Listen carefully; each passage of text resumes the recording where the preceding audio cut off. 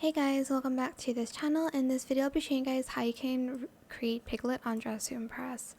So for the skin tone I used this color. Hold on, let me just put on my hair. For the hair I used this color FF9698. For the skin tone I used a lighter color, which is this one, FFB3B3.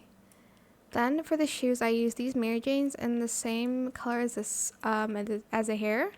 Then I used these in the same color as the hair as well, and then the for leg warmers in the same color as the hair.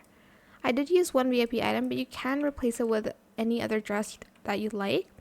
Select these ears, colored the same as the hair, and then we're just going to scale it down a little, and we're just going to position it so it's not super tall and more towards the front.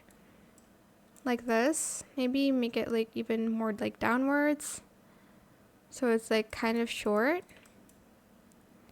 Then for the last piece, it's just the outfit. I used these ones because they look similar to the body, I guess.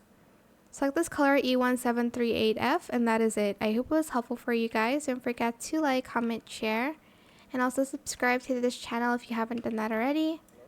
And if you found this video helpful, please click the thanks button as well.